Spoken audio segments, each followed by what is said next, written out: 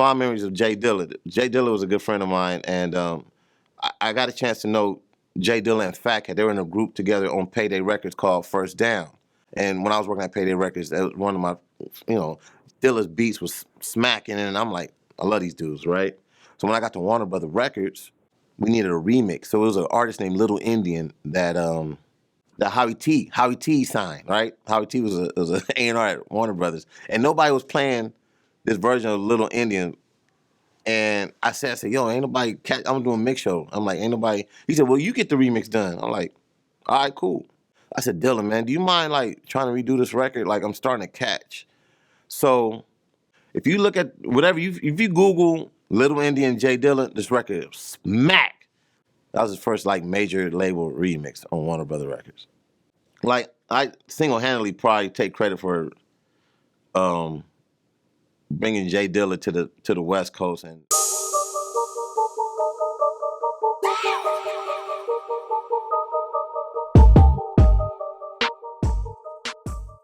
here's a wild tour story. Promoting for Wild Pitch, I had Main Source in LA doing promo, doing clubs. So one of the clubs we pull up to, and Main Source was already, they were like New York hard, like trying to be hard, but I'm like, this is LA, so they were kind of nervous about LA, like a little bit, like on pins and needles, but this is like when Gangbang was at its all-time high. So we jump out of the car. I had a Suburban. We jump out of the Suburban and about to walk into this club. I don't even remember the club, but I know we were downtown LA. There was a dude that hit this corner. Like, mind you see something very dramatic happen in slow motion. So imagine you see somebody jogging towards you like this, and you can't see what the fuck it is, but they're doing and they get up on us, and dude has a sawed-off shotgun. And he pulls up like, you down with Dags? I was like, what? You down with Dags? I heard him say twice, and I said, what? I'm like, this motherfucker has a sawed-off shotgun. Like, short barrel. I remember seeing a bit like Boys in the Hood, and motherfuckers we just ran, and motherfucker just ran on his way. I'm like, and to this day, I'm like, who the fuck is that? Like, I'm just trying to get vinyl and shit out my truck. And I had the guys with me, and they just assholes and elbows. I left my girlfriend all kinds at the time. You on your own. Like, I don't remember, I just remember everybody bouncing. I was looking at this dude like, he pointed a fucking shotgun, and I felt bad for the guys. I'm like, damn, I didn't want their experience in LA to be that, because I definitely don't bring that kind of energy. I'm like, it wasn't for me. It's just some random crazy motherfucker, but that's a crazy tour story. Here's a wild tour story, man. And this is when I was promoting for J. Rue the Damager at Payday Records, and the guys flew into LA. And at the time, for some odd reason, I had a 89 Sentra, and it got repossessed. It got repossessed maybe that week of I had artists coming to town, so I didn't have a fucking car. My mom was gonna let me use her car. She was like, boy, you couldn't even make a $189 payment. That's dumb, just doing dumb shit. So I had a car repossessed, and I had artists coming to town. And we're under 25, so it's not like we can rent a car. I asked my boy, like the night or 2 days before, I was like, let me use your Civic? He said, oh, you can use it. But we got into a car accident or something happened where his car got rear-ended and the back window shattered. First, I don't have my Sentra. Moms ain't gonna let me use a car or rent me a car. And I didn't have no fucking credit card to get a rental car at 20-something, or 20, 21, 20, So I'm gonna use my boy's Civic. For some reason, I don't know why I didn't vacuum out the glass. It was still broken glass in this Honda Civic hatchback. And so I'm picking up J. Rue, his DJ, everybody. And he said, yo, man, I said, yo, man, this is transportation. Last minute, I got to put you in a car. I don't know why I didn't vacuum out the glass. But we were brushing glass out, and we all got in the car and made our LA run. But I reflect back that's fucked up. But J. Rue he was a G, man. He jumped in, we still hit our run, man. But yeah, that was a wild tour story. My favorite hip hop group is hands down Tribe Called Quest. And I say that proudly, even being from the West Coast, and I wear Compton on my back, but Tribe Called Quest, Ali, Fife, Q-Tip, those brothers, that whole movement set a soundtrack to my life in the 90s, or even to this day. I know I can put on Midnight Marauders or Low End Theory, and it resonates with me. Like, and I have a story about Midnight Marauders. The first time I heard I had a advanced copy of that album, right? And I got it from, oh shit, could I say who I got it from? Paul Stewart actually had a cassette from how somebody from Jive gave it to him. And I'm talking about I had it like maybe 2 weeks early, bro. A cassette. And I remember playing the fuck out of Midnight Marauders. And this is before I saw the album artwork and all this shit. Like, there's a couple of moments where I know I had some shit early.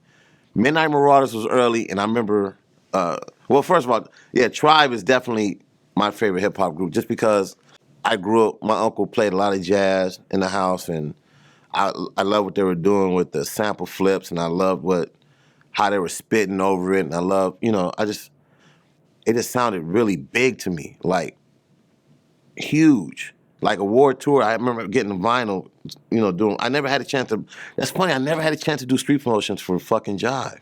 I don't know, somebody else must have had that account, but I always wanted to do, it was certain groups I wanted to promote for free because I was so passionate about it. Like, Tribe was definitely one of them. I was really a big fan of the whole native tongue movement, and De La is my favorite Tribe, and I mean, even I was buying dumb shit like the Don Newkirk solo album, like, anything that Prince Paul and those guys were doing or being affiliated with, I was really big, but definitely Tribe Called Quest, definitely hands down is my favorite hip-hop group. So here's a wild tour story. A lot of people don't know I started off as a sound man with the Pharcyde. Pharcyde, like I said, dope group. So Pharcyde, I'm the sound man for the Pharcyde. DJ Mark Love's the DJ, and Big Boy's the bodyguard. So one night we were in, I think we were in Ohio. We're in Ohio somewhere doing a show. And for some odd reason, Big and the group went to go to Denny's to go eat, and for some I didn't go with them, right? And I think Big was bringing food back to the room or something. So when they come back, they're in a rush, they're in a scurry. Like, Big gets in the room, hey yo man, grab your shit, we gotta go. I'm like, what happened? Like, what's going on? Like, he's like, man, we just beat these white boys up. We just stuffed these rednecks. Like, they were saying the N-word in Denny's. So Big and the other Still Love, I guess and I don't know who from the Pharcyde was with them at the time, but they end up scrapping with them at Denny's. They end up leaving, so now we got to get on tour, but we're supposed to leave in the morning to go to Atlanta. It's like maybe 1 o'clock in the morning, whatever the case may be. It was after midnight, and they woke the bus driver up like, yo, we got to leave town because we don't know what, like, police are coming, right? So that's Big story of being actually there scrapping with these rednecks, right? Me, on the other hand, we got on the tour bus. Mind you, I'm 22. I'm early in my 20s, man. We used to cap on each other so bad, like be bagging on each other if anybody breath stank or ass stank. My thing I'm worried about is, I said, yo, Big, do I got time to brush my teeth? He said, man, brush your teeth when you get left. I'm like, all right, it's serious. It's serious. My thing is, I didn't want nobody talking about my breath because I probably just woke up, you know what I'm saying? I went to brush my teeth and like, man, go ahead and brush your teeth. We're going to leave your ass. So I'm like, all right. So that's probably one of my I wasn't part of the scrap, but my thing was, I was so naive to how serious we was trying to leave Ohio because of the bullshit they had just got into, that I was trying to still brush my teeth and be a good little cat on the tour bus and not stink, have bad breath. Fond memories of J Dilla. J Dilla was a good friend of mine, and I got a chance to know J Dilla and Fat Cat. They were in a group together on Payday Records called First Down. And I just thought J Dilla's beats was so ill. I got fucking a lot of stories, man. And when I was working at Payday Records, that was one of my, Dilla's beats was smacking, and I'm like, I love these dudes, right? So when I got to Warner Brothers Records, we needed a remix. So it was an artist named Little Indian that, oh damn, I forgot the brother's name. That Howie T signed, right? Howie T was an A&R at Warner Brothers, and nobody was playing this version of Little Indian And I said, yo, ain't nobody catch. I'm doing a mix show. I'm like, ain't nobody. He said, well, you get the remix done. I'm like, all right, cool. Only person I was really cool with that I would talk to every day, I was a producer, was fucking Dilla. This is before he started cracking. I said, Dilla, man, do you mind like trying to redo this record? Like I'm starting to catch.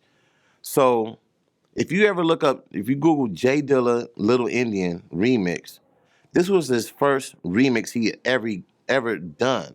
And I think this was his first label placement he ever got paid for a remix because of my relationship I had with J Dilla that I needed help with. And Howie T was like, you find a producer.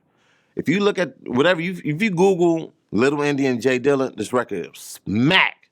And I didn't know what gold, I didn't know that I had gold in my hand at the time. So J Dilla looked out for me and did the remix. And the rest is history. That was his first like major label remix on Warner Brother Records. Like I single-handedly probably take credit for bringing J Dilla to the West Coast, and he was cool with Mr. Chalk and C Minus. Like we all loved J Dilla. We were riding around my fucking Suburban playing Dilla tracks, and I remember one time it was a Slum Village record that sampled a Cameo. No, it wasn't. It was Zap. He sampled Zap. I'm sorry, excuse me. And I was like, oh, the Zap sounds West Coast. And at the time, I had Daz and Trey D come to the radio station. They were doing jingles. They were doing a morning. They were doing a mix show. I had a mix show called Curb Serving, Real West Coast. And I was like, I wanted a Dilla beat with Trey D and Daz rapping over it. So he sent me the instrumental, and I had those guys rap over J Dilla beat on some like West Coast hip hop slap shit. You know what I'm saying? But it was a Zap. It's on one of the Slum Village early albums, but I just had them flip it. I'm gonna send it to you. I got it actually, it's in my laptop. I'm gonna send it to you. Then another one was me and Dilla would always talk about. I would call Dilla on certain album days. I'm like, man, you listen to so-and-so album? That shit is dope. Or that shit is whack. Like we would just have these big on. Same way me and Ninth Wonder would call each other now to this day and just have these real deep conversations about hip hop albums. So this is the Common album where he had the it's the one that had the Pharrell record with the girl blind. Remember the video with the girl's blind? So Common had the album Electric Circus that just came out. And the single that Pharrell did was slapping, right? That was the girl, you saw the video, the girl was blind and Common's rapping to her. And I love Common. I used to promote Brother Rashid Common back in the day on Relativity Records. So I have a relationship with Common. So we're talking, and I'm like, man, this album is boo-boo. I don't like this album, man. It's like, he said, what?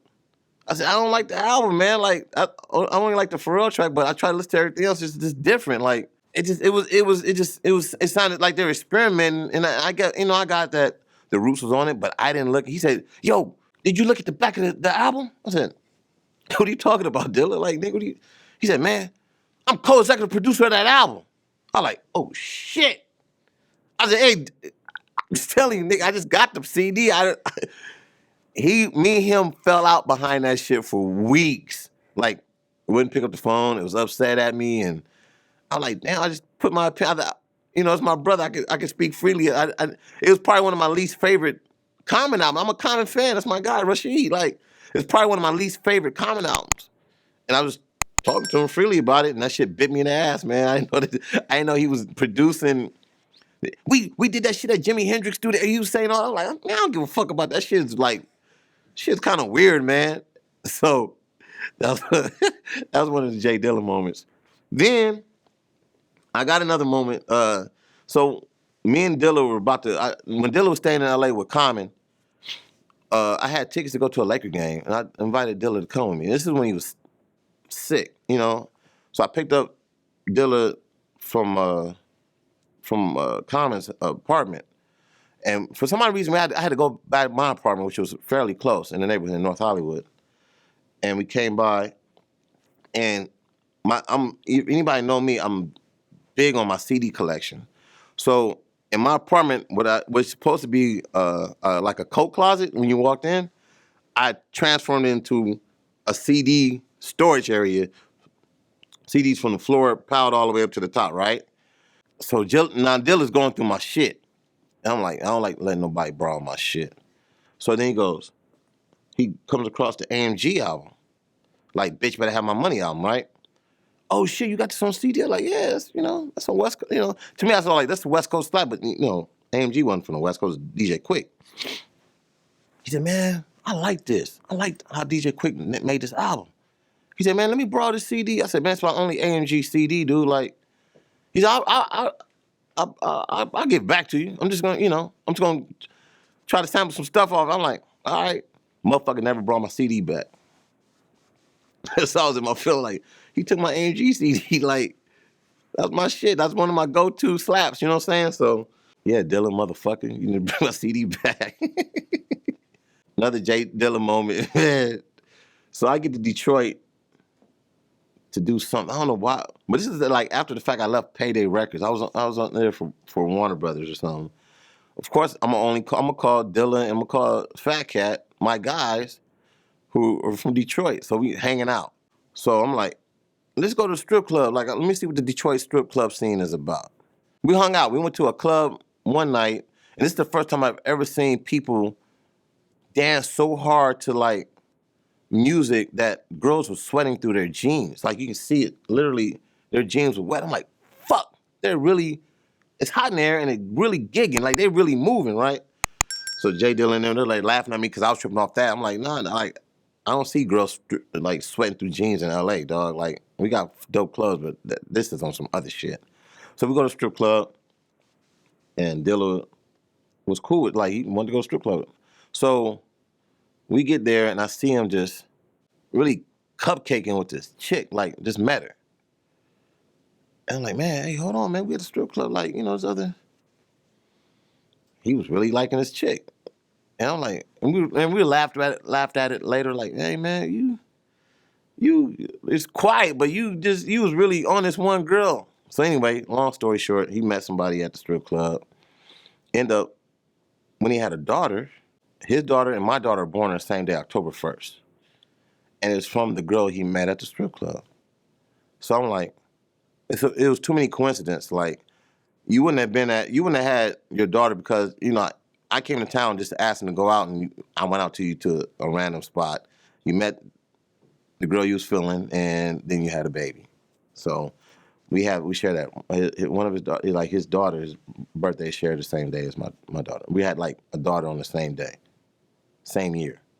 Fucking ironic. Yo, holla at your boys. It's Fuzzy. Y'all may know me as Fuzzy Fantabulous, professionally known as Fuzzy West, and I'm on 24/7 HH.